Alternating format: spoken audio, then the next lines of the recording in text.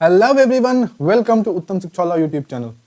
दोस्तों, specific contract video series के पिछले वीडियो में हमने डिस्कस किया था कि कॉन्ट्रैक्ट ऑफ इंडेमनिटी क्या होता है और कुछ केस लॉज डिस्कस किए थे। और आज के वीडियो में हम डिस्कस करेंगे कि कॉन्ट्रैक्ट ऑफ गारंटी क्या होता है, देखेंगे इसकी डेफिनेशन को और एक एग्जाम्पल के थ्रू समझेंगे कि प्रिंसिपल डेटर क्या होता है, और देखेंगे श्योरिटी कौन होता है। उसके बाद देखेंगे कि हम क्रेडिटर किसे कहते हैं। उसके बाद essential features of a contract of guarantee, फिर guarantee of a minus death, ये दो केस लॉज। फिर अगर कोई गारंटी है वो मिस रिप्रेजेंटेशन से ऑब्टेन कर ली जाए तो क्या होगा, अगर कोई गारंटी कंसीलमेंट से ऑब्टेन कर ली जाए तो क्या होगा। फिर कुछ केस लॉज, फिर उसके बाद श्योरिटीज लायबिलिटी को डिस्कस करेंगे, फिर discharge of surety's liability discuss करेंगे, और फिर डिस्कस करेंगे rights of surety against principal debtor, creditor and co sureties. तो ये सारा डिस्कस करेंगे। नोटबुक एंड पेन लेके बैठिए और फटाफट से वीडियो शुरू करते हैं। दोस्तों, हम आगे बढ़ें उससे पहले हमें समझ लेना चाहिए कि कॉन्ट्रैक्ट ऑफ गारंटी एक्चुअल में होता क्या है। एक सिंपल से एग्जांपल से समझते हैं कि कॉन्ट्रैक्ट ऑफ गारंटी होता क्या है। फॉर एग्जांपल, ये मिस्टर बी हैं, ठीक है। ये क्या कर रहे हैं, अपनी कार सेल कर रहे हैं 30 लाख में। मिस्टर ए इस कार को लेना चाहते हैं और ये मिस्टर बी के पास गए और बोलते हैं कि भाई मैं तेरी कार खरीद लूँगा, बस मेरे पास जो अमाउंट है वो अभी 20 लाख है और मैं वो 20 लाख आपको इमीडिएटली दे देता हूँ और जो बचता है 10 लाख वो आपको 6 मंथ्स में 6 मंथ्स में इंस्टॉलमेंट्स में मैं देता रहूँगा। भी बोलता है ओके, तो आप मुझे 20 लाख दे दीजिए, बट मुझे एक गारंटर चाहिए जो ये गारंटी दे कि अगर आपने कोई डिफॉल्ट किया पेमेंट देने में या 6 मंथ में पेमेंट नहीं दे पाए, वो पैसे जो 10 लाख बचे हैं वो नहीं दे पाए, तो वो पर्सन लायबल होगा। ए कहता है ओके। अब थोड़ी देर ये जो कार है वो भूल जाते हैं। अभी हम देखते हैं कि ये 10 लाख एज अ लोन ले रहा है जो कि 6 मंथ में इंस्टॉलमेंट्स में देने वाला है। तो गारंटर इसको अब चाहिए, तो मिस्टर ए जाते हैं मिस्टर सी के पास जो एक अच्छा दोस्त है ए का, एक अच्छा, दोनों अच्छे फ्रेंड हैं। तो सी को ये बोलता है कि भाई तू गारंटी दे दे इस 10 लाख की कि अगर बी को ये बोल दे कि अगर मैंने कोई डिफॉल्ट किया तो तू ये जो अमाउंट है वो पे कर देगा। ये दोनों अच्छे दोस्त थे और सी बी के पास जाता है और गारंटी दे देता है कि हाँ, अगर ए कोई डिफॉल्ट करता है या 6 मंथ में पेमेंट नहीं दे पाया तो वो जो अमाउंट है वो मैं पे कर दूंगा। बी कार उसको दे देता है, वो 20 लाख ए बी को देता है। अब बचता कितना है, 10 लाख। तो हम इसको 10 लाख को as a loan, as a debt consider कर रहे हैं। तो जो यहां पे सी ने गारंटी दी है, ए के बिहाफ पे दी है कि ए अगर कोई डिफॉल्ट करेगा तो वो पैसे जो हैं, वो अमाउंट जो है मैं पे कर दूंगा। और बी कौन है, वो गारंटी ले रहा है और वो जो लोन है वो एक तरीके से ए को दे रहा है, राइट। तो यहाँ पे बी को हम क्या बोलेंगे वो देखिए। यहाँ पे जो बी है उसको हम क्या बोलेंगे, क्रेडिटर, क्योंकि वो लोन दे रहा है, राइट। बी कौन है, क्रेडिटर है। ए कौन है, ये डेटर है, ये लोन ले रहा है। और सी कौन है, ये गारंटी दे रहा है, तो इसे हम गारंटर या फिर श्योरिटी बोलेंगे। तो आपको समझ में आ गया क्रेडिटर कौन होता है, जो लोन दे रहा है। डेटर कौन होता है, जो लोन ले रहा है। श्योरिटी कौन है, जो गारंटी दे रहा है, राइट। अब ये 6 मंथ में, अगर 6 मंथ में ये पर्सन डेटर जो है मिस्टर ए ये पैसे नहीं दे पाते हैं या कोई डिफॉल्ट कर देते हैं तो लायबल कौन होगा, श्योरिटी लायबल होगा। लेकिन ये कब लायबल होगा, श्योरिटी कब लायबल होगा, अगर ये जो डेटर है ये पैसे नहीं दे पाया। तो मतलब यहाँ पे प्रिंसिपल जो प्राइमरी लायबिलिटी है वो किसकी है, डेटर की है। इसीलिए इसको हम क्या बोलते हैं, प्रिंसिपल डेटर बोलते हैं, राइट। ये प्रिंसिपल डेटर होता है। और सेकेंडरी लायबिलिटी किसकी होती है, श्योरिटी की होती है, राइट। तो आपको समझ में आ गया क्रेडिटर कौन है, डेटर कौन है और श्योरिटी कौन है।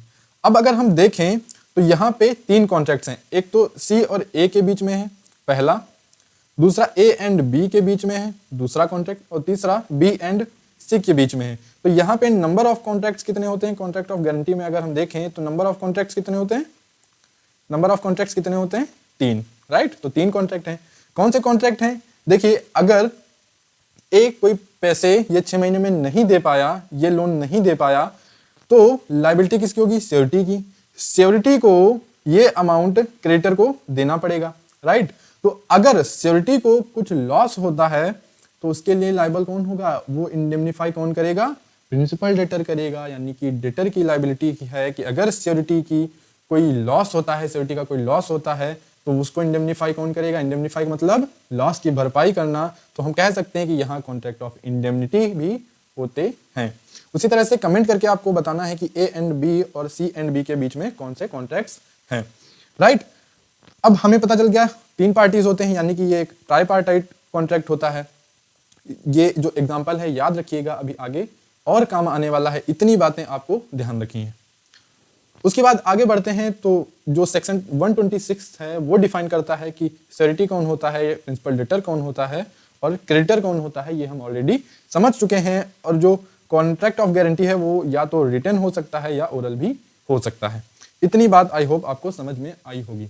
उसके बाद आते हैं essential features of a contract of guarantee. Contract of guarantee के इसेंशियल फीचर्स कौन कौन से होते हैं? सबसे पहला कि all the essentials of a valid contract. Valid contract के जो भी इसेंशियल्स हैं जो हमने पढ़ रखे हैं ऑलरेडी, वो सारे एक कॉन्ट्रैक्ट ऑफ गारंटी में होने चाहिए। कौन कौन से? ऑफर होना चाहिए, एक्सेप्टेंस होना चाहिए, लॉफुल कंसिडरेशन होना चाहिए, लॉफुल ऑब्जेक्ट होना चाहिए। दोनों पार्टीज या जितनी भी पार्टीज हैं कॉन्ट्रैक्ट ऑफ गारंटी में वो सारी क्या होनी चाहिए? मेजर होनी चाहिए। तो और भी जितने इसेंशियल एलिमेंट्स होते हैं वो सारे इस कॉन्ट्रैक्ट ऑफ गारंटी में होने चाहिए, राइट। उसके बाद आता है principal date.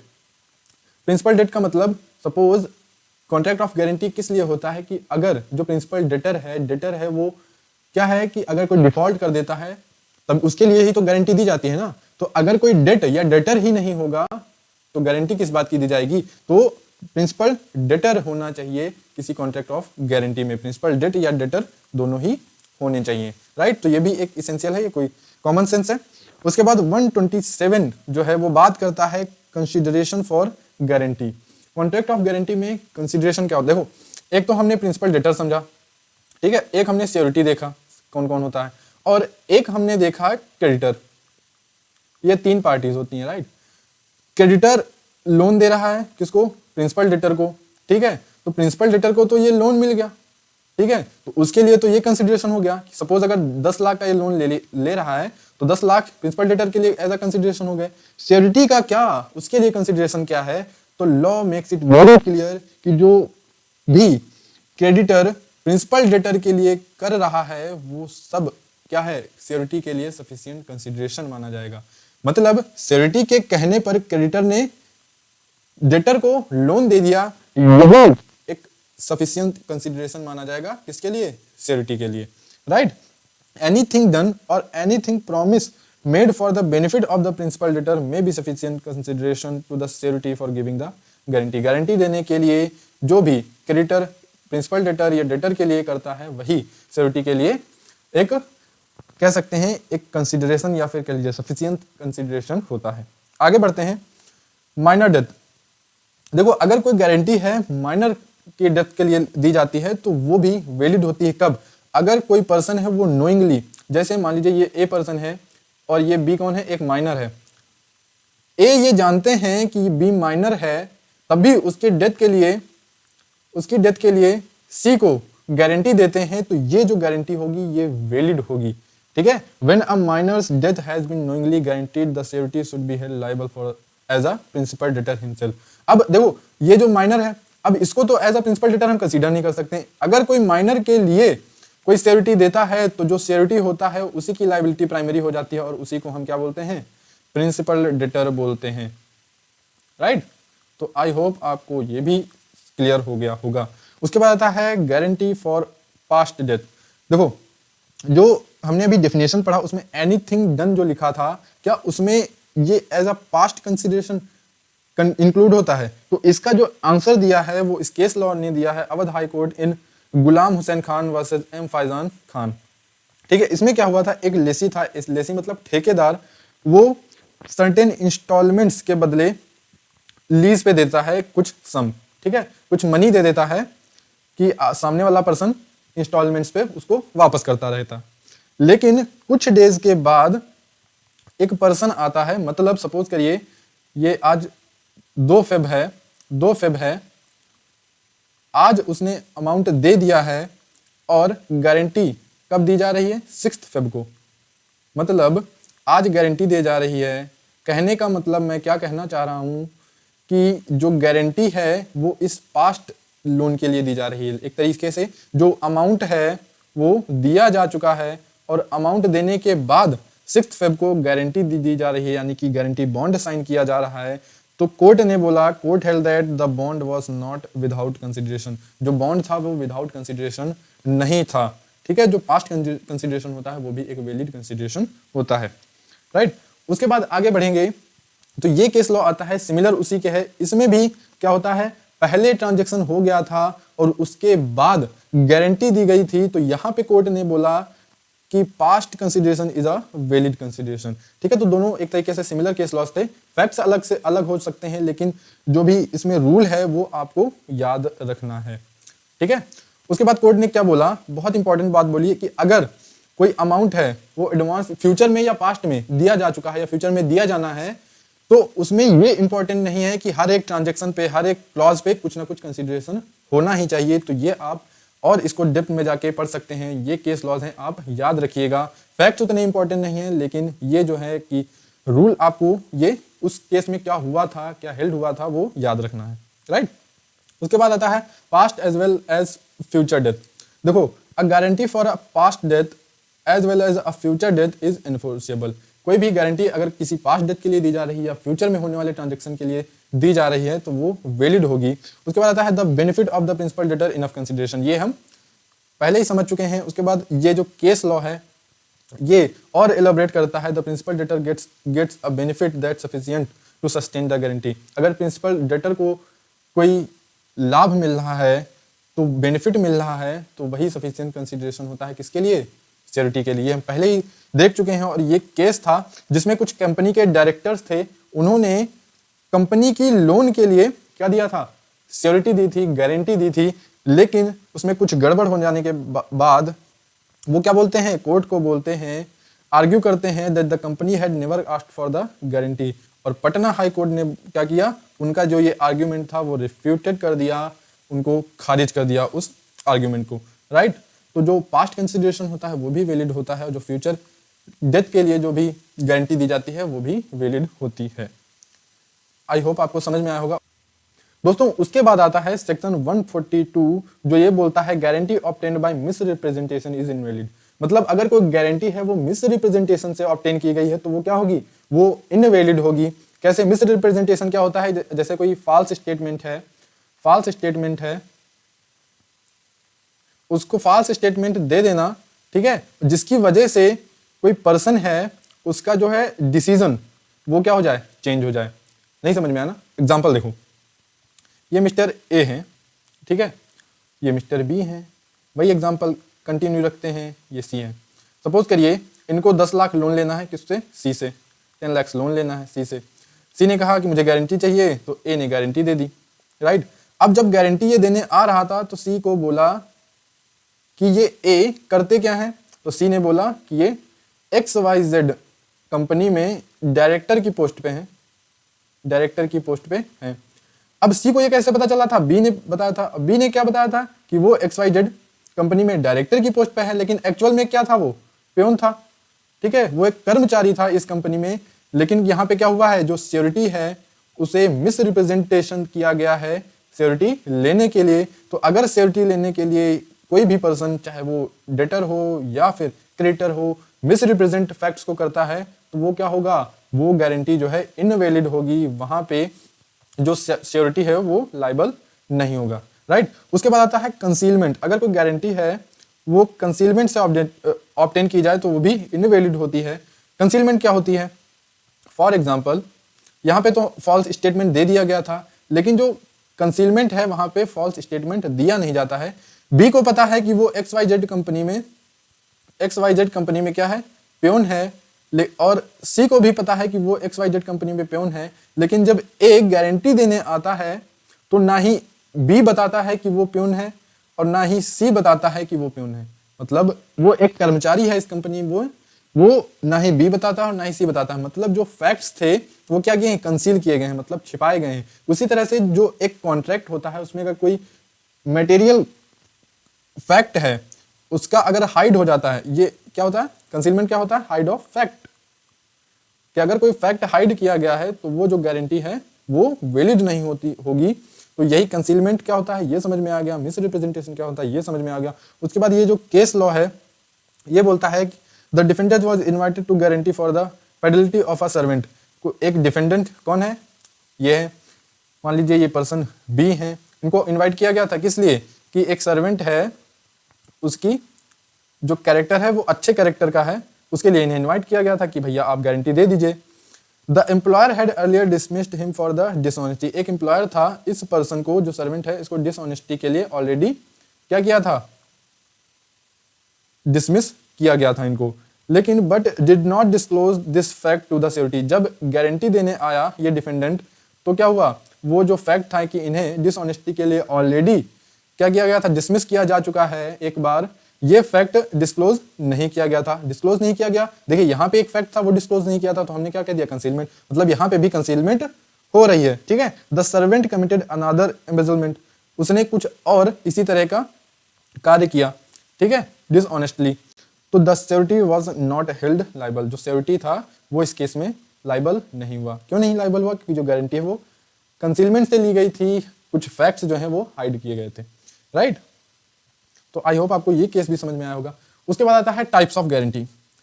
Types of guarantee दोस्तों क्या होता है, इसको हम दो बेसिस पे समझ सकते हैं। पहला on the basis of transaction, दूसरा on the basis of time, right. तो on the basis of transaction भी दो प्रकार का होता है, पहला स्पेसिफिक गारंटी, दूसरा कंटिन्यूइंग गारंटी।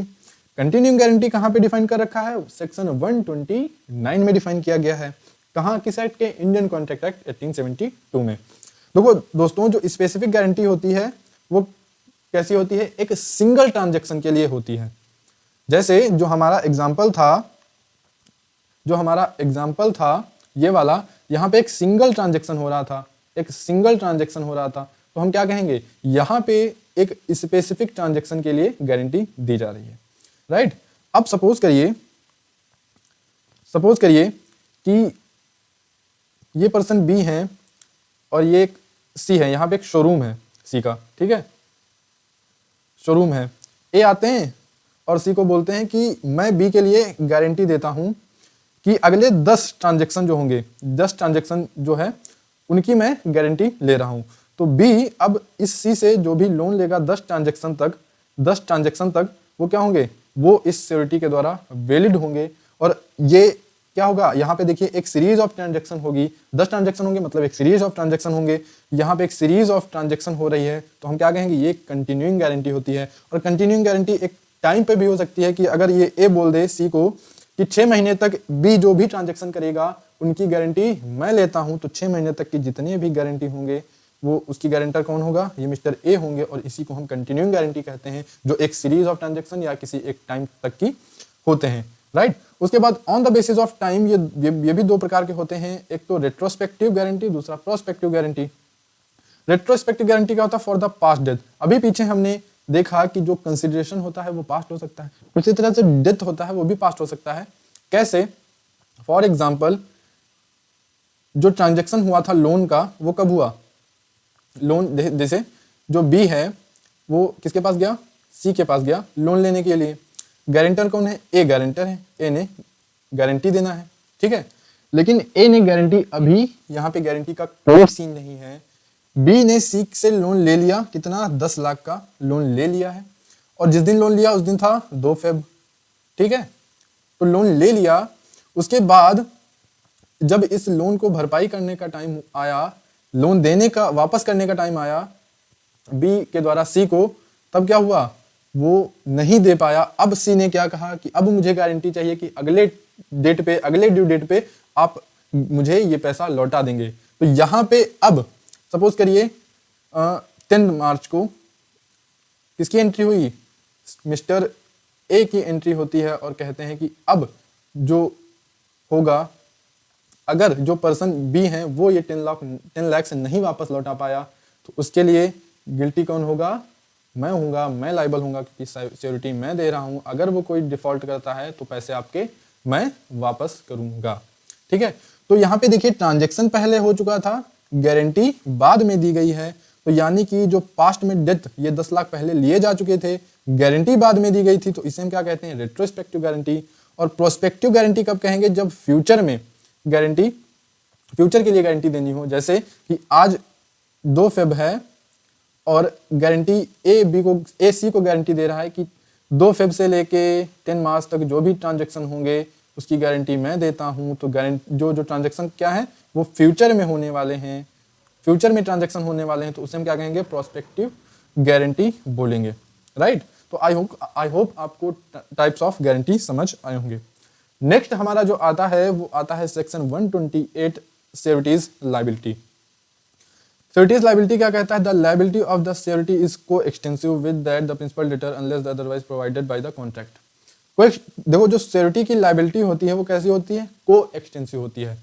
को एक्सटेंसिव का मतलब क्या होता है, जिस हद तक प्रिंसिपल डेटर लायबल होगा, अगर वो डिफॉल्ट कर देता है तो उस सेम लोन, उस सेम डेट के लिए कौन लायबल होगा, श्योरिटी लायबल होगा, ना ही कम ना ही ज्यादा, राइट। तो ये होता है श्योरिटी की लायबिलिटी और इसको डिफाइन कहाँ कर रखा है, 128 में। उसके बाद क्वेश्चन आता है कि भैया क्या जो प्रिंसिपल डेटर है अलोन, उसके अगेंस्ट केस लाया जा सकता है कि प्रिंसिपल डेटर अकेले को स्यू किया जा सकता है क्या। तो इसका जवाब कौन देता है, ये केस देता है। और इस केस में क्या बोला गया, the creditor can proceed against the principal debtor अनोल। मतलब जो प्रिंसिपल डेटर है वो अलोन, मतलब विदाउट श्योरिटी भी प्रोसीड किया जा सकता है। His suit can not be rejected on the ground that he has not joined the guarantor as defendant in the suit.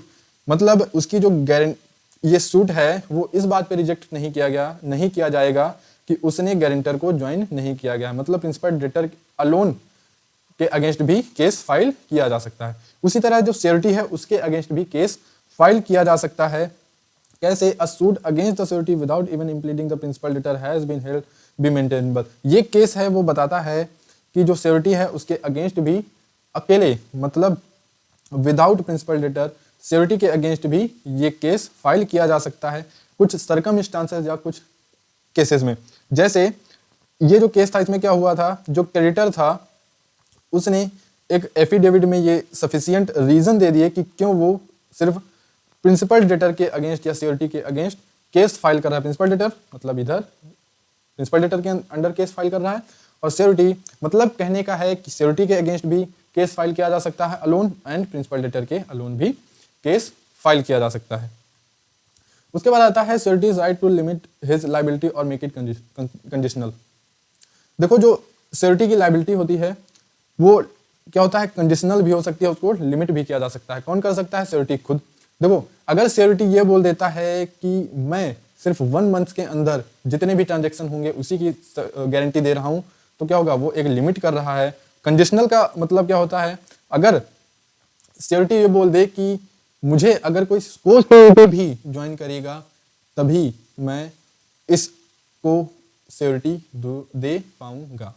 For example को श्योरिटीज क्या होता है, को श्योरिटीज क्या होता है इस एग्जाम्पल में समझते हैं। यहाँ 10 लाख का लोन था, अब सी बोलता है कि मैं गारंटी कितने की ले रहा हूँ, सिर्फ 5 लाख की ले रहा हूँ। मैं कितने की गारंटी ले रहा हूँ, 5 लाख की। अब बचा हुआ 5 लाख के लिए एक क्या करता है, अपने दूसरे फ्रेंड डी के पास जाता है और कहता है भाई तू ले ले 5 लाख की गारंटी, तो 5 लाख की गारंटी वो ले लेता है। तो अब ये टोटल 10 लाख हुआ। तो मतलब सी और डी क्या होंगे, सी एंड डी क्या होंगे, ये होंगे को श्योरिटीज, राइट। तो आई होप आपको को श्योरिटीज समझ में आया होगा। उसके बाद आते हैं discharge of surety from liability. जो श्योरिटी है वो अपनी लायबिलिटी से कब डिस्चार्ज हो जाता है। पहला तो है by the notice of revocation. अगर जो श्योरिटी है वो क्रेडिटर को ये नोटिस दे दे कि आज के बाद से जितने भी ट्रांजैक्शन होंगे उसकी गारंटी मैं नहीं ले रहा, मैं अपनी गारंटी को रिवोक कर रहा हूं, तो क्या होगा, अब जितने भी फ्यूचर में ट्रांजैक्शन होंगे उसके लिए ये लायबल नहीं होगा क्योंकि गारंटी जो है रिवोक कर ली गई है। लेकिन मेक इट वेरी क्लियर कि जो भी पास्ट में इसकी गारंटी में वो ट्रांजैक्शंस हो चुके हैं उसके लिए ये लायबल अब भी रहेगा, राइट। उसके बाद आता है by the death of surety. जब श्योरिटी की डेथ हो जाएगी तब भी वो श्योरिटी जो है डिस्चार्ज हो जाएगा, सिंपल है। लेकिन श्योरिटी की डेथ हो गई तो वो क्या होगा, फ्यूचर में होने वाले डेथ के लिए तो लाइबल नहीं है, लेकिन जो पास्ट में उसका ट्रांजैक्शन हो गया है उसकी गारंटी के अंडर में, उसके लिए वो लाइबल होगा, लेकिन उसकी तो डेथ हो गई है, तो लाइबल कौन होगा, उसका एस्टेट यानी कि प्रॉपर्टी लाइबल होगी, राइट। तो ये बातें आपको समझ लेनी चाहिए। उसके बाद आता है by the modes of discharge. By the modes of discharge, discharge होने के मोड्स कौन कौन से होते हैं। पहला नोवेशन। नोवेशन क्या होता है, एक तरह का न्यू कॉन्ट्रैक्ट समझ लीजिए। न्यू कॉन्ट्रैक्ट मतलब एक एग्जिस्टिंग कॉन्ट्रैक्ट था, उनके टर्म्स एंड कंडीशंस में पूरी तरह से चेंज कर दिया गया, मतलब अब पिछले वाले एग्जिस्टिंग कॉन्ट्रैक्ट को हटा के एक दूसरा कॉन्ट्रैक्ट फॉर्म किया गया है, यानी कि एक नया कॉन्ट्रैक्ट बन गया है। अब पुराना वाला कॉन्ट्रैक्ट जो है वो हटा दिया गया है, रिमूव कर दिया गया है। तो जो अब इस समय नया कॉन्ट्रैक्ट बना है उसके लिए जो ये श्योरिटी था वो लाइबल नहीं होगा, वो सिर्फ पिछले वाले कॉन्ट्रैक्ट तक ही सीमित था, राइट। तो नोवेशन क्या होता है, एक न्यू कॉन्ट्रैक्ट होता है जो पिछले वाले कॉन्ट्रैक्ट में, या कह लीजिए कि जो टर्म्स एंड कंडीशन है उनका अपडेट जो होता है, अपडेटेड वर्जन होता है, एक न्यू कॉन्ट्रैक्ट बन जाता है, उसे हम कहते हैं नोवेशन, और ये सेक्शन 62 में डिफाइन किया गया। और उसके बाद आता है variation in terms of contract. अगर श्योरिटी को नॉलेज के बिना, इसको कोई नॉलेज नहीं है, ठीक है, इसको कोई नॉलेज नहीं है, और प्रिंसिपल डेटर और क्रेडिटर मिलकर क्या करते हैं, कोई कॉन्ट्रैक्ट की टर्म्स एंड कंडीशन में वेरिएशन कर देते हैं, तो क्या होगा, श्योरिटी तुरंत अपनी लाइबिलिटी से डिस्चार्ज हो जाता है। ये क्या कहता है, सेक्शन 133 में इसको बताया गया है, ठीक है। उसके बाद आता है रिलीज और डिस्चार्ज ऑफ प्रिंसिपल डेटर। ये कहाँ है, सेक्शन 134 में डिफाइन किया गया है कि अगर प्रिंसिपल डेटर है, ये तो बहुत कॉमन सेंस सी बात है कि प्रिंसिपल डेटर है, राइट, उसने क्या किया, अपने सारे जो लाइबिलिटीज थी उनकी परफॉर्मेंस कर दी, मतलब जो डेट लिया था वो दे दिया। वो सपोज 10 लाख की लोन लिया था उसने, और उसने वापस लौटा दिया क्रेडिटर को, तो क्या हुआ, प्रिंसिपल डेटर ही डिस्चार्ज हो गया। तो जब प्रिंसिपल डेटर डिस्चार्ज हो गया तो श्योरिटी डिस्चार्ज हो जाएगा, राइट। उसके बाद आता है when creditor compounds with gives time agrees not to sue principal debtor. मतलब अगर कोई क्रेडिटर है वो प्रिंसिपल डेटर के साथ कंपोजिशन कर लेता है, या क्रेडिटर प्रिंसिपल डेटर को बोल देता है बिना श्योरिटी की नॉलेज के, बिना श्योरिटी के कंसेंट के, कि आपका टाइम मैं बढ़ा रहा हूँ, मतलब अगर ये जो 6 महीने में लोन देना था व रिटर्न करना था, उसका टाइम मैं क्या बढ़ा के कितना कर रहा हूँ, 10 मंथ्स कर रहा हूँ। तो जैसे ही 10 मंथ्स किया, मतलब कुछ चेंज कर दिया उसने, तब वो श्योरिटी क्या होगा, वो डिस्चार्ज होगा अपनी लाइबिलिटी से। उसके बाद आता है अगर जो प्रिंसिपल डेटर है और जो क्रेडिटर है, क्रेडिटर पहले ही प्रिंसिपल डेटर को बोल दे कि मैं आपको स्यू नहीं करूंगा, आप चाहे जो कुछ कर लीजिए, तो श्योरिटी तो अनडाउटली लाइबल हो जाएगा, ठीक है। तो इस कंडीशन में भी अगर कुछ ये दोनों ऐसा करते हैं विदाउट श्योरिटी के नॉलेज के, तो श्योरिटी क्या होगा, वो डिस्चार्ज हो जाएगा अपनी लाइबिलिटी से। उसके बाद आता है, ये सेक्शन 135 में डिफाइन कर रखा है। उसके बाद आता है क्रेडिटर्स एक्ट और ओमिशन 139 में। देखो अगर श्योरिटी को नॉलेज नहीं है किस बात का, क्रेडिटर को कुछ एक्ट करना चाहिए और उसने नहीं किया, ओमिशन मतलब कुछ नहीं करना था और उसने कर दिया, तब क्या होगा, श्योरिटी अपनी लाइबिलिटी से मुक्त हो जाएगा, डिस्चार्ज हो जाएगा। तो आई होप आपको ये टॉपिक भी एकदम मक्खन हो गया होगा, एकदम समझ आ गया होगा। उसके बाद आता है राइट्स ऑफ द श्योरिटी। देखो राइट्स जो होते हैं वो श्योरिटी के 3 के अगेंस्ट हो सकते हैं। पहला right of surety against the principal debtor. Right of the surety against the principal debtor 2 होते हैं, पहला राइट ऑफ सब्रोगेशन, दूसरा राइट टू इंडेमनीफाई। इसको 140 में डिफाइन कर रखा है इंडियन कॉन्ट्रैक्ट एक्ट के। राइट ऑफ सब्रोगेशन क्या होता है, फॉर एग्जाम्पल मिस्टर ए हैं, मिस्टर बी हैं, मिस्टर सी हैं, ये क्रेडिटर हैं, ये क्रेडिटर हैं, ये प्रिंसिपल डेटर है और ये श्योरिटी है, राइट। अब इन क्या होता है, ये लोन वापस नहीं कर पाए, यानी कि इन्होंने डिफॉल्ट कर दिया। अब लाइबिलिटी किसकी आ गई, श्योरिटी की आ गई, श्योरिटी की लाइबिलिटी आ गई। अब जैसे इन्होंने 10 लाख इसी को दिया, ठीक है, तो अब ये हट गया इस केस से, ये दोनों बचते हैं यहाँ पे। तो हमने क्या कहा था कि ये जो पर्सन बी है वो श्योरिटी को इंडेमनीफाई करेंगे, लेकिन अगर वो नहीं करता है तो श्योरिटी क्या करेगा, वो बी के अगेंस्ट केस फाइल कर सकता है। यही है राइट टू सब्रोगेशन। उसके बाद आता है राइट टू इंडेमनिटी। ये तो आपको पता ही है कि 145 में डिफाइन है। इंडेमनिटी क्या होता है, लॉस की भरपाई करना। अगर ए को कुछ लॉस होता है तो उसकी भरपाई कौन करेगा, प्रिंसिपल डेटर करेगा, सिंपल। उसके बाद आता है राइट अगेंस्ट क्रेडिटर। क्रेडिटर के अगेंस्ट भी श्योरिटी के कुछ राइट्स होते हैं। पहला है राइट टू सिक्योरिटीज। इसको बहुत अच्छी तरीके से समझेंगे उसी एग्जाम्पल में। देखो अब आपको पता चलेगा कि मैं ये कार इस एग्जाम्पल में क्यों लाया। ये जो कार थी, इसने 20 लाख दे दिए, कार इसको मिल गई, ए को 20 लाख इसको मिल गए, लोन कितना था 10 लाख का था जो इंस्टॉलमेंट्स में देने वाला था। लेकिन बी ने क्या बोला, सपोज यहाँ पे बी ने बोला मुझे सी की गारंटी भी चाहिए, लेकिन मुझे सिक्योरिटी के तौर पे कुछ थिंग्स भी चाहिए, कुछ गुड्स भी चाहिए। तो ए ने बोला कि मेरे पास 10 kg क्या है, गोल्ड है, वो भी तुम रख लो, अगर कुछ डिफॉल्ट होता है, मैं लोन नहीं पे कर पाया, तो आप उस गोल्ड को भी बेच सकते हो। ठीक है, तो गोल्ड, ये 10 kg गोल्ड क्या था, एज अ सिक्योरिटी था। और यहां पे हम क्या पढ़ रहे हैं, आपको सिक्योरिटी तो समझ में आ गया होगा। तो यहां पे हम क्या देख रहे हैं कि राइट टू सिक्योरिटीज, मतलब अब जब यहाँ पे ये सिक्योरिटी ने इस क्रेडिटर को वो लोन वापस कर दिया, तो ये जो 10 kg गोल्ड था वो किसको मिल जाएगा, ए को मिल जाएगा। तो क्रेडिटर से वो लोन क्या है, वो क्लेम कर सकता है, कौन, प्रिंसिपल, सॉरी वो कौन क्लेम करेगा, सिक्योरिटी क्लेम करेगा।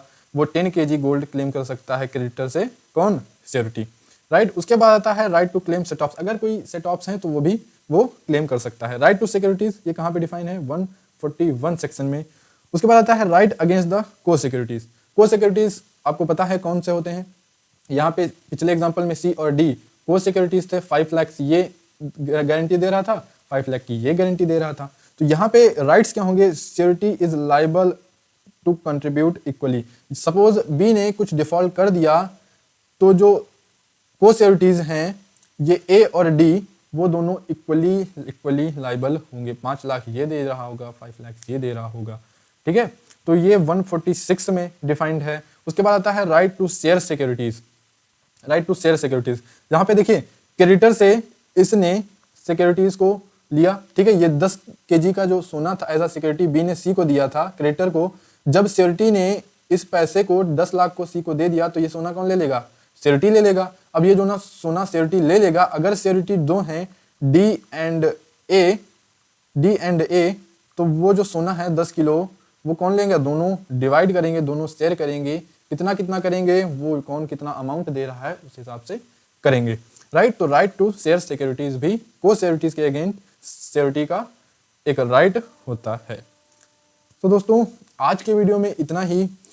ये हमारे सोशल मीडिया अकाउंट्स हैं, ये वेबसाइट है हमारी, ये लिंक्डइन, इंस्टाग्राम, आप चाहें तो वहाँ पे अगर आप हैं तो फॉलो कर सकते हैं। तो दोस्तों थैंक यू वीडियो को पूरा देखने के लिए। मिलते हैं नेक्स्ट वीडियो में, टिल देन बाय बाय।